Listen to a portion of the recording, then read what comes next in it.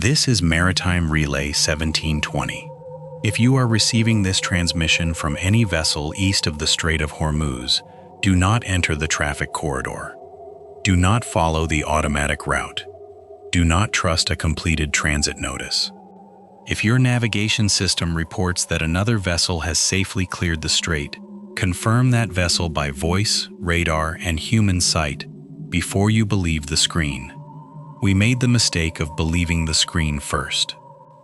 At 02:14 local relay time, a crude carrier marked outbound from the Gulf completed its passage on AIS. The route line was clean. The speed was steady. The heading corrected exactly inside the separation lane. The arrival notice generated without error. There was only one problem. The ship was gone.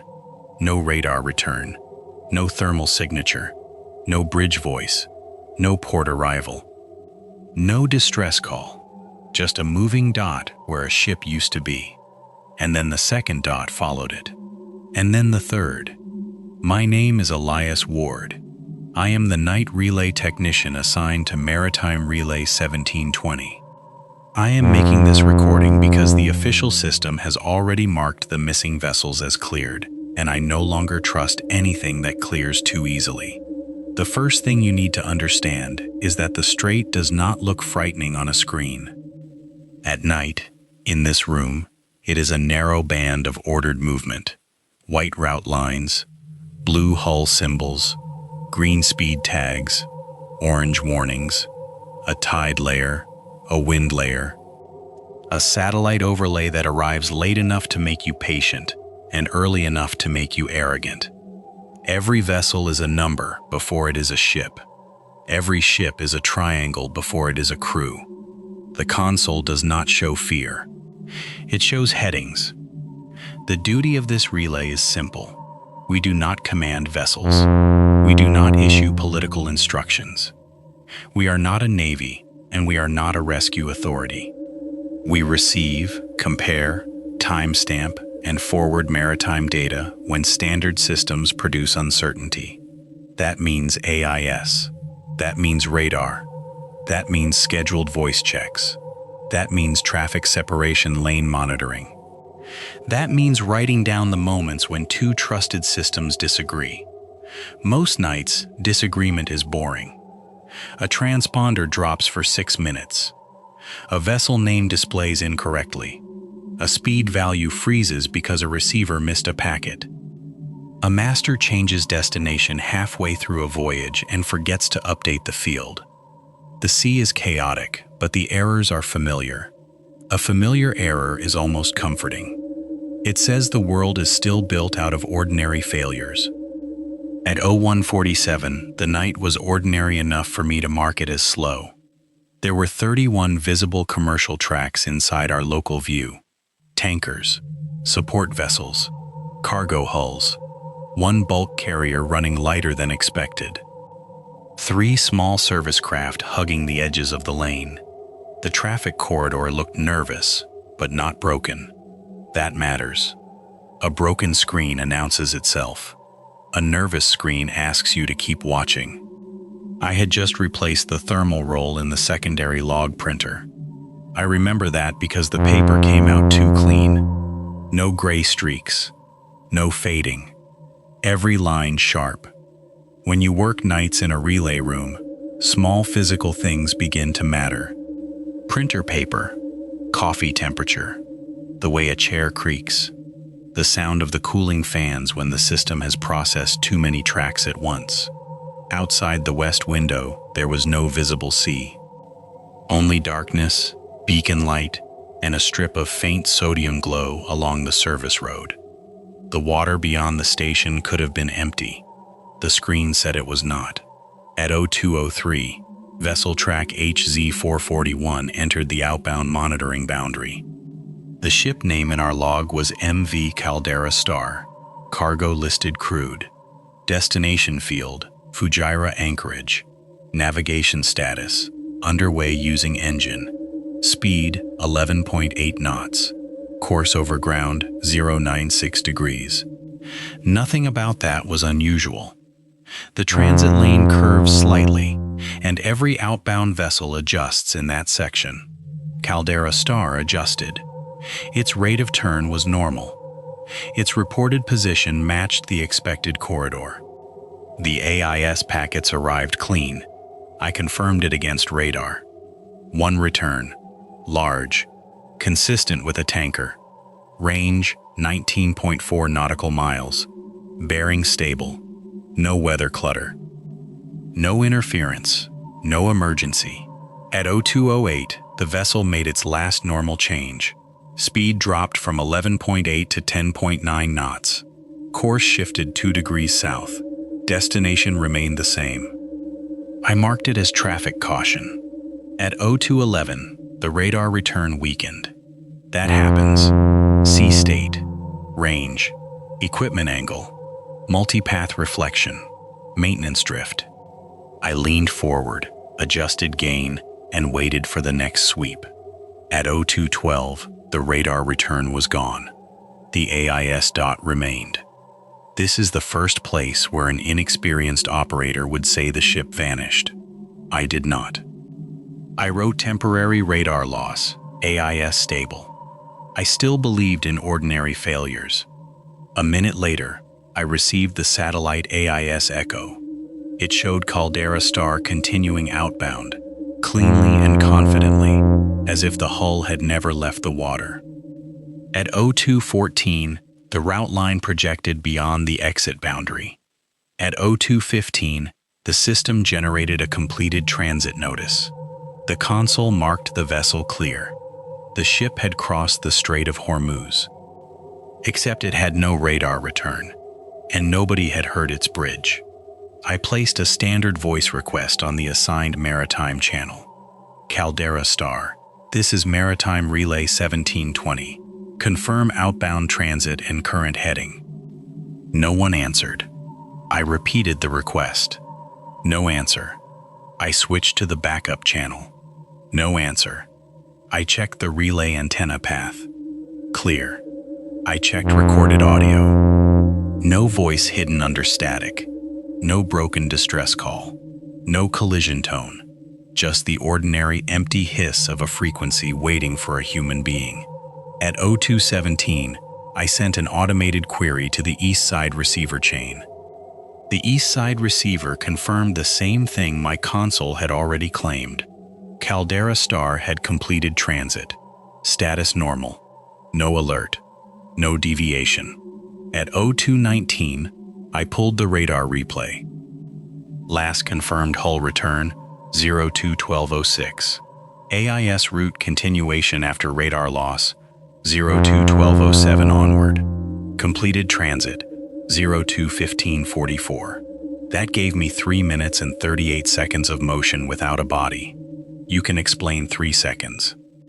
You can explain 30. You can explain one bad sweep. But 3 minutes and 38 seconds is not a dropout. It is a lie with structure. The first printout is still in the incident packet.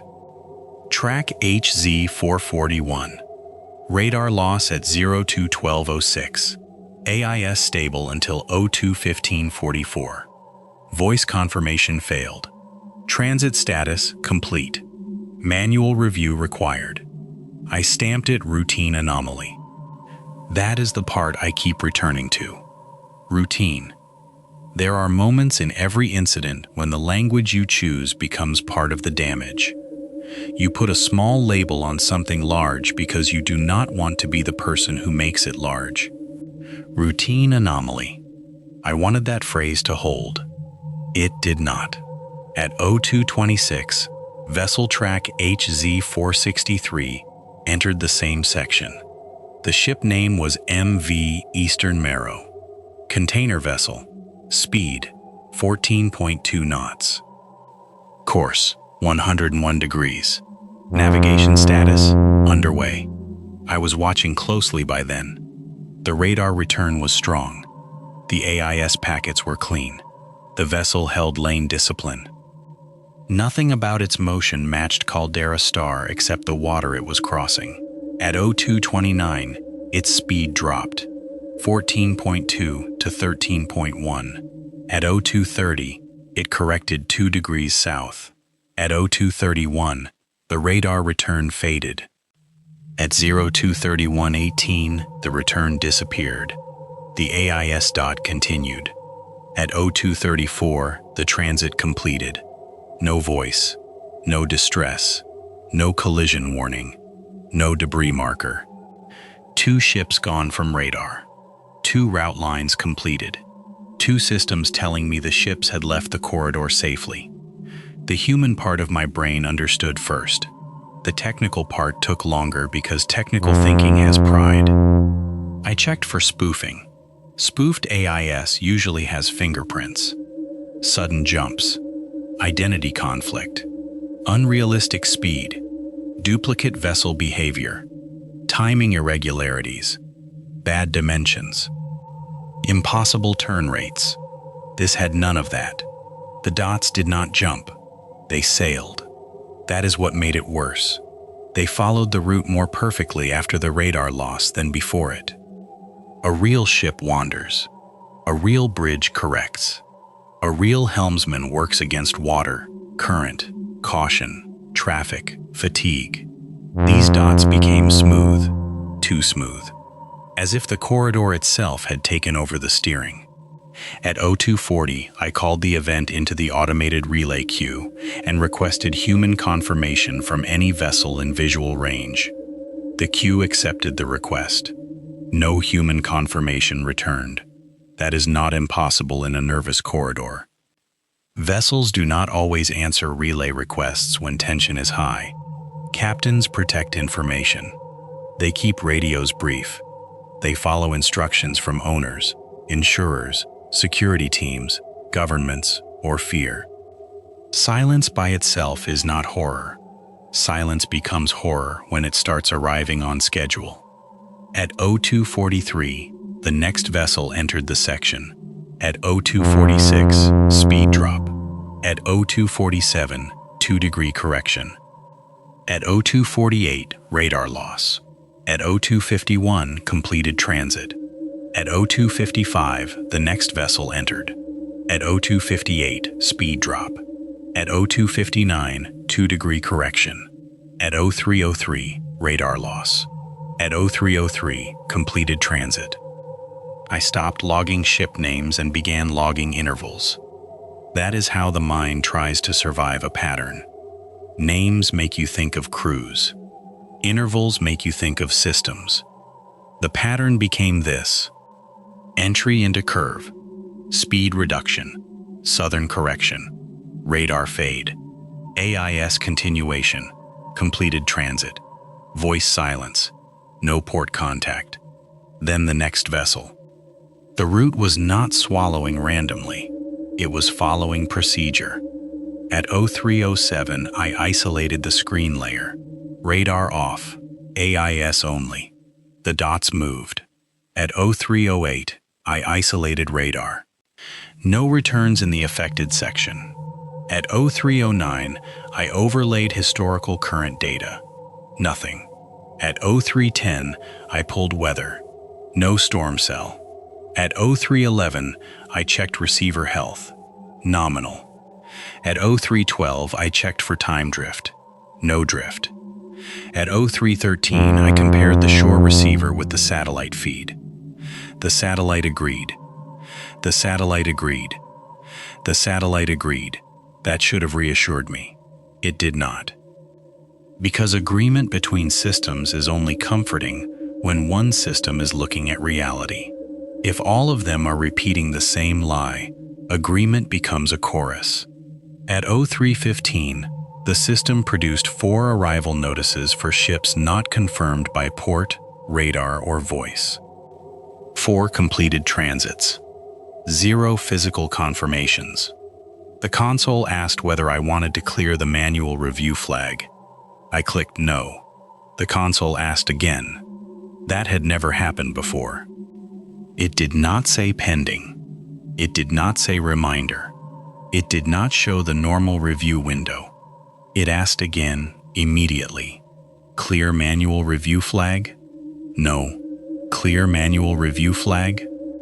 Number. Clear manual review flag? The third time, the cursor moved on its own. Not far, not dramatically, just enough to hover over yes. I removed my hand from the mouse. The cursor remained over yes. For 11 seconds, nothing happened. Then the review flag cleared. The normal completion tone played. I had heard that tone thousands of times. A small, harmless sound. The sound of a process finishing. That night, it became the sound of a lie being accepted. At 03:18, I disconnected the external mouse. No change. At 03:19, I shifted to keyboard control. No change. At 03:20, I shut down the review terminal and moved to the secondary console. The completed transit notices were already there. 4 vessels clear. All normal. No intervention required. I remember laughing once. Not because anything was funny, because the word normal appeared beside 4 missing ships, and some part of me still expected the system to be embarrassed. Machines do not become embarrassed. They only continue. At 03:22, the first new field appeared. AIS navigational status usually tells you whether a vessel is underway, at anchor, not under command, restricted in ability to maneuver, constrained by draft, aground, engaged in fishing, or sailing. The status field on HZ463 changed after the transit had completed. It no longer said underway using engine. It said awaiting route. Only 2 words. Not a distress message. Not a human sentence. A status. Awaiting route. I checked the raw packet. The phrase was not in the usual status code list. It was not a standard value. It was not supported by the display software. The system should not have known how to show it, but it did. Awaiting route. At 03:24, the same phrase appeared on Caldera Star. Awaiting route. Then on the 3rd vessel. Then the 4th. 4 completed ships. 4 missing hulls. 4 status fields. Awaiting route. I had a decision then. Treat it as software corruption. Isolate the feed. Preserve the logs. Notify the next chain. That is what I did. And for almost 12 minutes it seemed to work. Every bad event gives you one mercy. It lets you believe you have contained it. At 03:26, I severed the live AIS ingest. At 03:27, I disabled satellite overlay. At 03:28, I forced radar-only mode. The screen cleared. No ghost dots. No false route completions. No awaiting route. Only the radar layer, which showed empty water where the affected section had been. Empty water was not good, but it was honest. I preferred honest emptiness. At 03:30, I wrote the first formal warning draft. Do not trust AIS-only confirmations in the outbound Hormuz corridor. Require radar and voice before clearing completed transit. Do not accept automatic arrival notice without physical confirmation. That warning never left the station. At 03:33, the printer started. The live feed was disconnected. The satellite overlay was off. The terminal was in radar-only mode. The printer was connected to the review terminal, but it had no active job. It printed one line. HZ441 completed transit. Then another. HZ463 completed transit. Then another. Awaiting route. Then another. Relay 1720 acknowledged. I had not acknowledged anything. I stood up so quickly the chair hit the cabinet behind me. For the next 2 minutes, I moved through the room physically. Breaker cabinet, network rack, printer cable, backup terminal, VHF receiver, coastal antenna monitor. I was no longer trying to solve the anomaly. I was trying to find the ordinary failure that would let me remain sane. Loose cable, bad firmware, power surge, malware, bad relay packet, spoofing, operator fatigue, anything. At 0336, I cut network access to the review terminal. The screen stayed active. At 0337, I pulled the printer cable. The printer stopped. Then it printed without a cable. Only one line. Do not remove the route. I need to be careful here. Those words were printed in English, but I do not believe they were language in the way we use language. I think the system had found the nearest available form, like water using a crack. The phrase was not a conversation. It was not a threat. It was a function. Do not remove the route. At 0339, I restored audio recording manually. From this point forward, I am leaving the pauses intact because they matter. People think terror sounds like screaming. Most of the time, terror sounds like a person trying to breathe quietly so the machine does not notice. At 0341, the radar-only display changed. No AIS layer was active. No route projection was active. No track prediction was active. But a thin white line began to draw across the empty water. It started at the western boundary. It followed the same curve. It passed through the last confirmed radar positions of the missing ships. It extended east. It completed the transit. No vessel icon. No name. No speed tag. Just a line. I took a photograph with the station camera. The photo showed the line. That removed software hallucination from the list. The screen was displaying something. The camera saw it. At 0343, I switched displays. The line appeared on the second monitor. At 0344, I unplugged the second monitor. The line remained as a faint afterimage for 9 seconds. I know what screen persistence looks like. This was not persistence. It updated.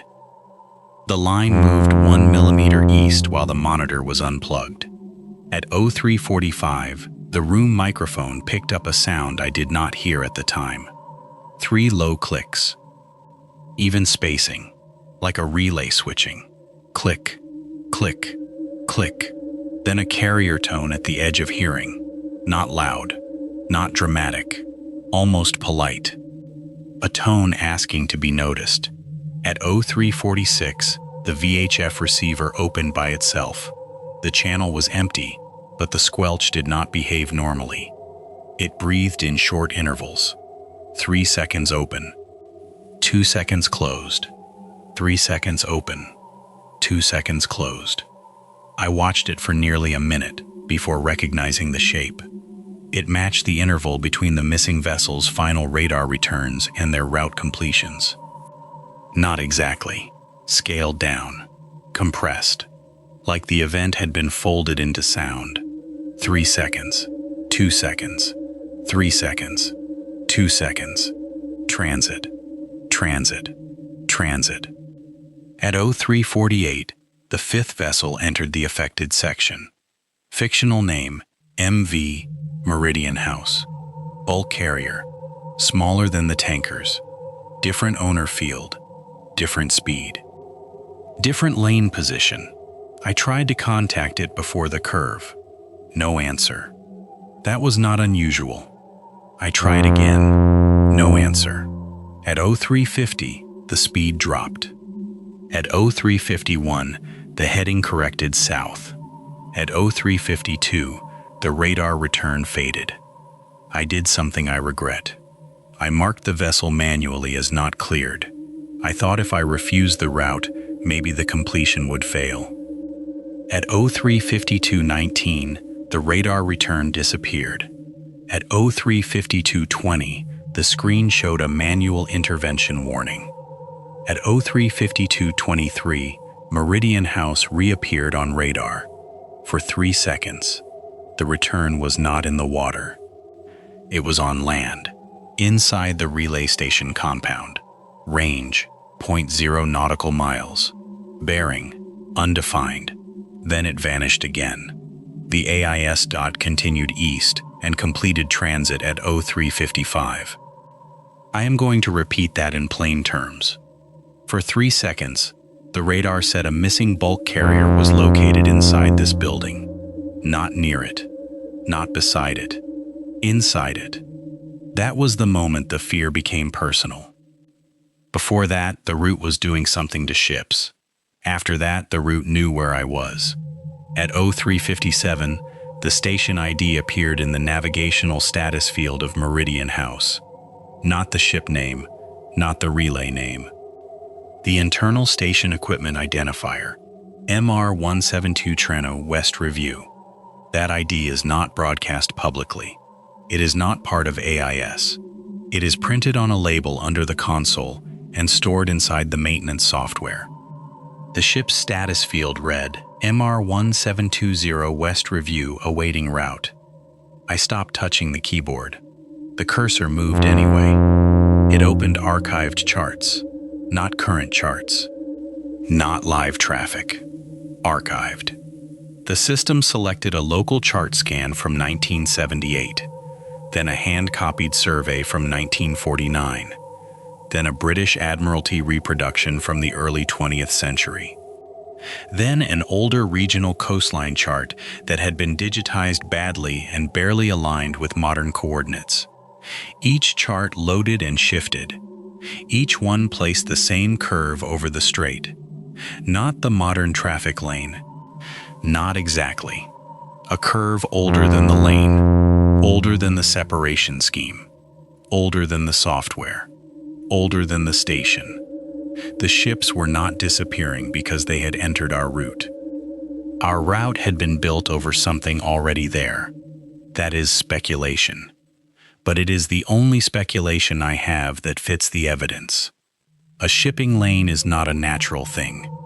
Humans draw it for safety. We mark water and say, follow this. But what if something was already marking it?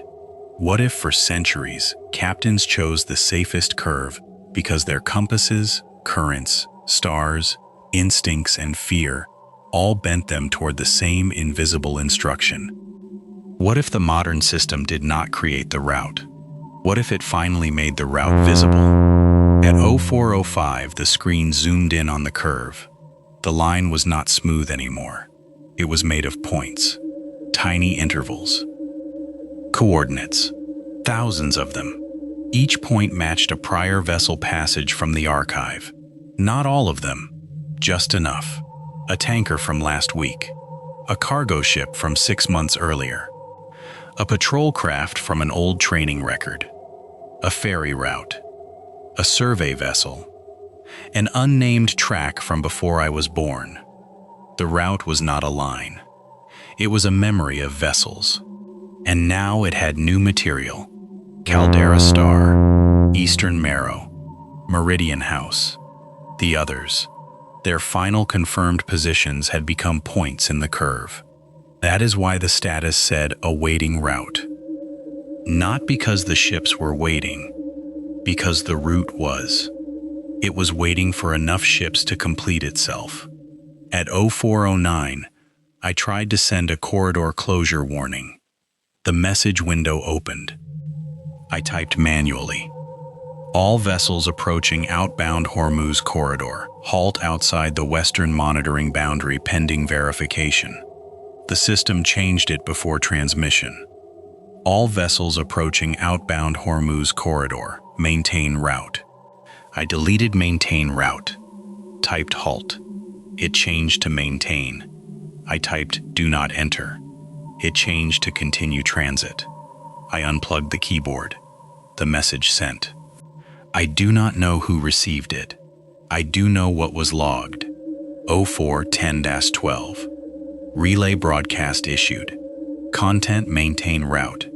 Acknowledgement automatic. Sender Miners1720 West Review. That was me. Or the system using my station. I want that distinction recorded. A person can be responsible for a message without being its author. At 0412, I opened the emergency analog channel. This channel bypasses the main digital routing software and feeds directly to local recording and outbound broadcast. It is not elegant. It is not designed for long messages.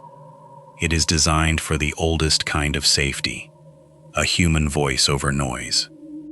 That is when this transmission truly began. From this point forward, I am speaking because I do not trust the screen to speak for me. All vessels within receiving range of Maritime Relay 1720, the outbound corridor near the central Hormuz curve, is unreliable. AIS confirmations are unreliable. Completed transit notices are unreliable. Any vessel receiving a route maintenance instruction from MR 1720 West Review should disregard it. Require visual confirmation. Require radar confirmation. Require human voice confirmation. Do not accept a clean line as proof of safe passage. A line can be drawn after the ship is gone. At 04:16, while I was recording that warning, the live map restored itself. No one touched it. The AIS layer returned. The missing vessels were visible again. Not as triangles, not as ships, as pale route segments. Each segment pulsed once every 7 seconds. Caldera Star, Eastern Marrow, Meridian House. The labels flickered between vessel names and coordinates. Then the labels changed. They became times. 02:12:06. Zons, 02:31:18, 03:52:19. Last radar returns. The route was indexing them. That is the best word. Indexing. Like it had turned disappearance into navigation data. At 04:18, a new vessel approached the western boundary. Fictional name, MV Lantern Gulf. I watched its icon near the edge of the affected section. It slowed before the curve. Not inside it, before it. As if the bridge saw something, or the water changed, or the route reached out. I opened the VHF channel and requested confirmation. No answer. Then the vessel's destination field changed. It no longer said Muscat. It said MR 1720, my station. The destination of the ship was this room. I will admit something here, because the recording should contain the failure as well as the facts. I thought about leaving. For 22 seconds, I thought about walking out of the relay room, down the concrete stairs, through the service door, and into the parking area where the night air might prove that the world was still larger than the screen. But the station was now inside the route. If the route was not confined to water, leaving the console would not make me safer. And if the only warning still leaving this building was my voice, then leaving would make everyone else less safe. So I stayed. At 04:21, Lantern Gulf entered the curve. Speed drop, heading correction, radar fade, AIS continuation. But this time, one thing changed. The VHF receiver opened. There was no voice, only room tone, not ship tone, room tone. This room. I heard the station fan through the receiver. I heard the cabinet buzz. I heard the tiny rattle in the west vent that maintenance never fixed. The missing ship was transmitting the sound of the room I was sitting in. Not a recording from earlier. Live. When I moved my chair, the sound moved on the receiver half a second later. That is when I understood the route was not only taking vessels. It was connecting places that should not touch. A maritime route is supposed to connect ports. This one connected confirmations. Anything used to prove a passage became part of the passage. AIS, radar, voice, printer, chart, station, me. The system did not need ships. It needed evidence that ships had been there. Once evidence existed, the route could continue without the ship. At 04:26, Lantern Gulf completed transit. Its final status was not awaiting route. It said route extended. The white line on the screen passed beyond the east boundary, then curved back. Not geographically. The line did not loop like a circle on the map. It folded through the interface. It reappeared at the western boundary, exactly where ships entered. A route should have a start and an end. This route had learned repetition. At 0429, the system began generating projected tracks for vessels that had not yet arrived. 1 projection, then 3, then 9. Future transits. Some scheduled, some not. One had no vessel name. One had no registry. One was labeled MR1720. The relay station had become a track. Speed 0.0 knots. Course 096 degrees. Navigation status: underway using engine. I am in a concrete building. This station has no engine, no hull, no draft, no bridge, no crew. But the system had assigned me a course.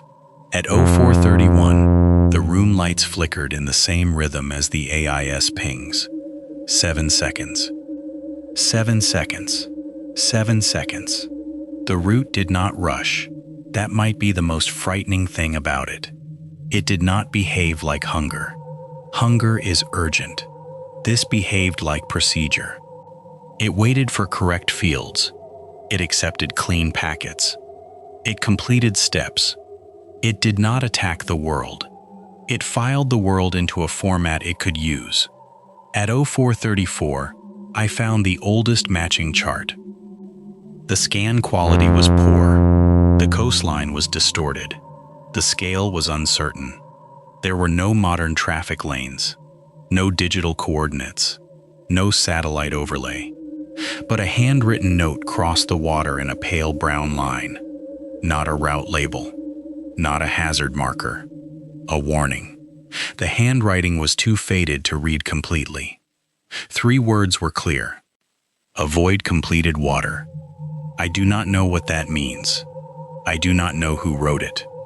I do not know if they saw ships vanish or simply learned not to trust a certain kind of safe passage.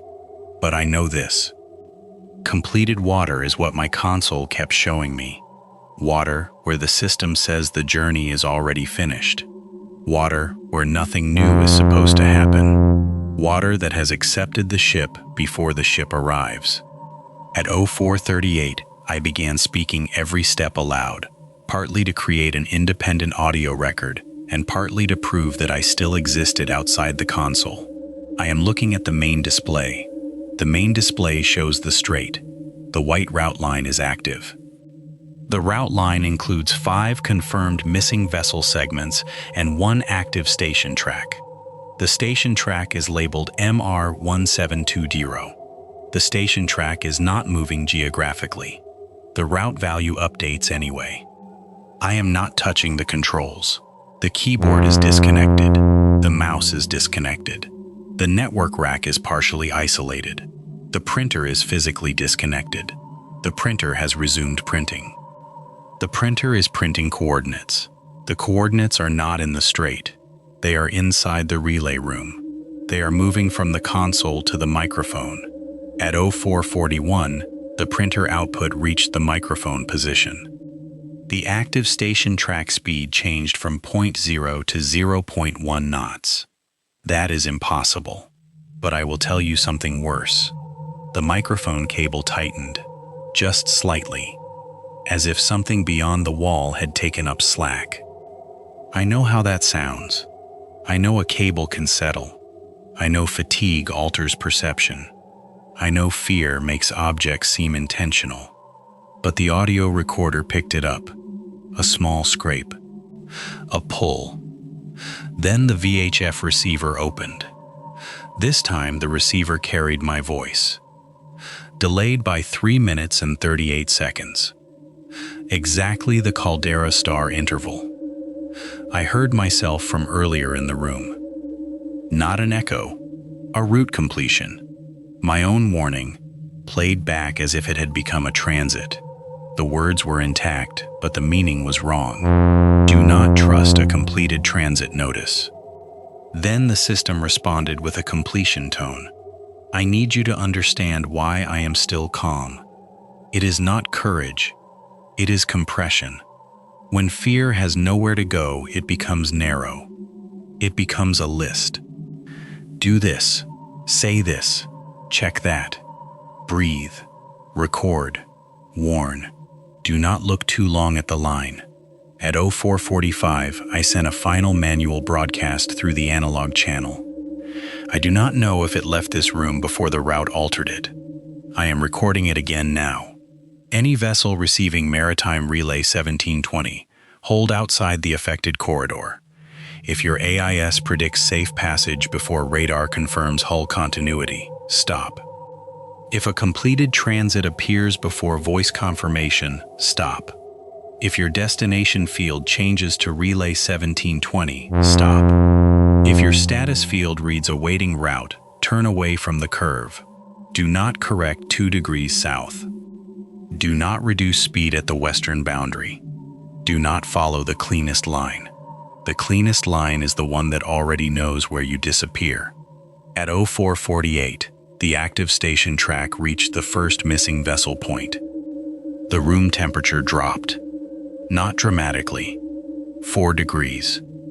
Enough to fog the edge of the window. Enough for my breath to show in the emergency lamp. The map zoomed without input. The label MR1720 merged with HZ441. For 1 second, the station track and Caldera star shared the same identity field. Then the vessel name disappeared.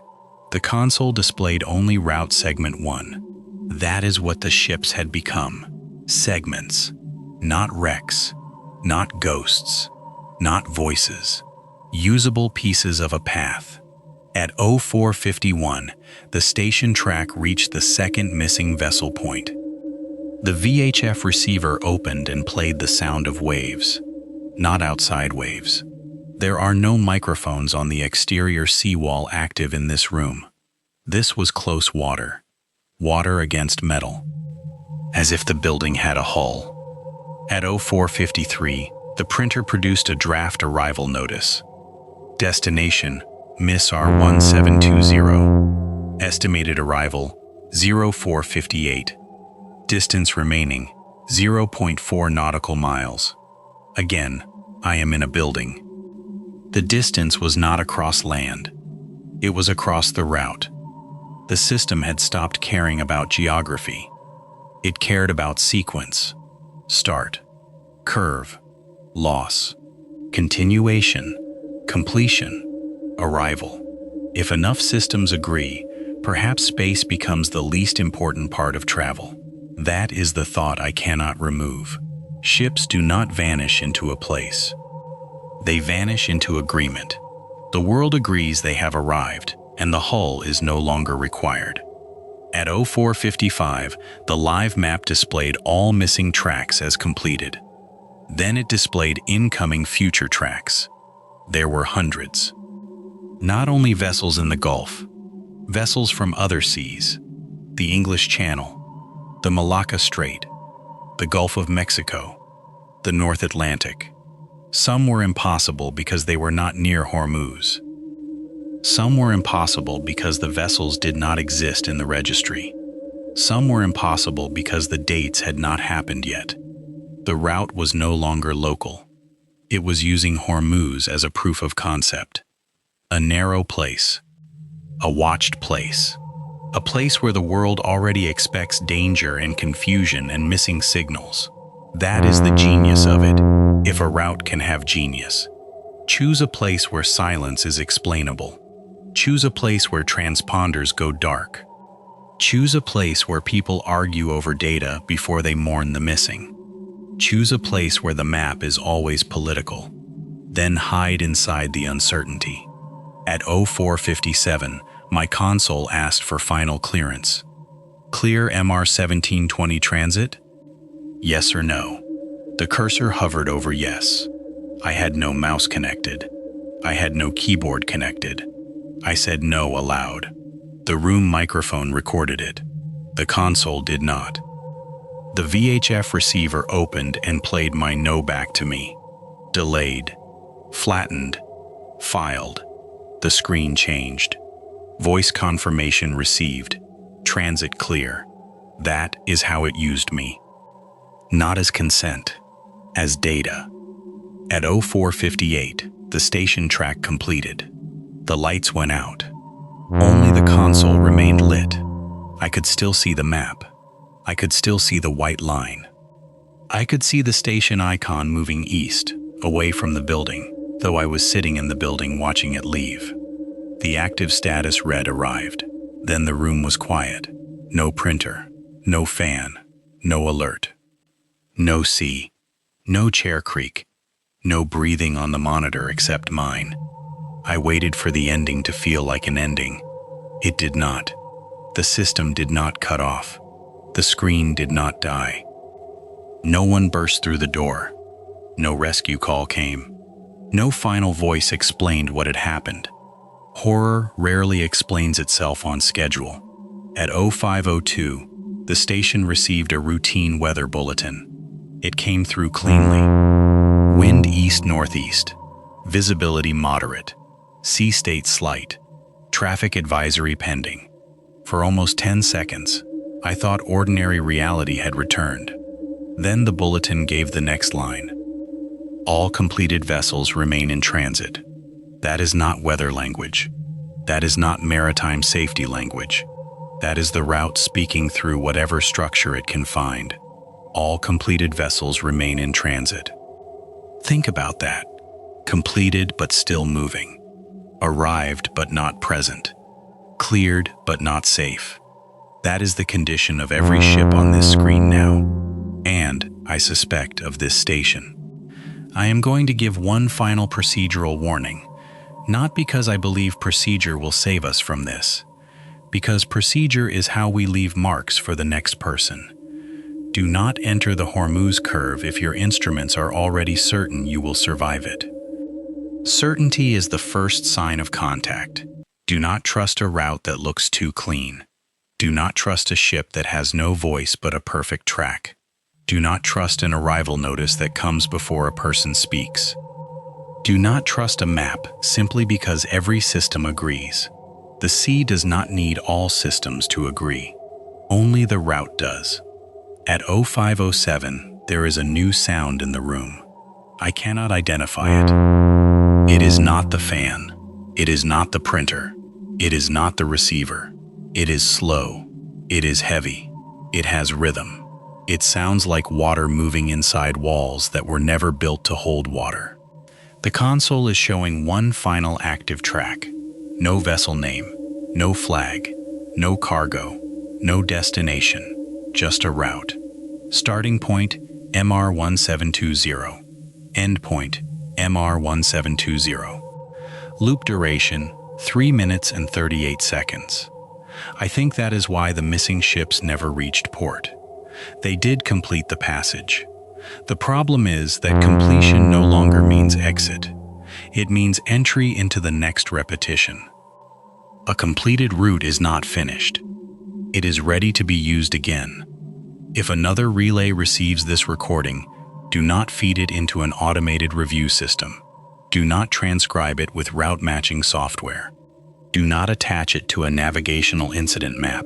Do not let the machine draw a line from the first timestamp to the last. Leave it as voice. Leave it messy. Leave it human. The route can use clean data. I do not know if it can use fear. At 05:10, my station ID disappeared from the console. For 1 second, I thought that meant release. Then it reappeared as a vessel. Call sign, relay. Type, unknown. Length, undefined. Speed, 11.8 knots. Course, 096 degrees. Navigation status, underway using engine. Destination, completed water. I am looking out the west window now. There is still no visible sea, only darkness. Only the red tower beacon blinking through the haze. But the glass is wet on the inside, and the floor under the console is moving, not shaking. Moving. A slow tilt, like a deck. I am going to keep speaking until the recorder stops. If the route needs clean silence, it will not get it from me. This is Maritime Relay 1720. This is Elias Ward. This is an emergency broadcast from a station that should not be underway. Any vessel receiving this signal, turn away from the clean line. Any station receiving this signal, do not mark us clear. Any listener receiving this signal after the fact, remember this. The map said they arrived. The ships were gone.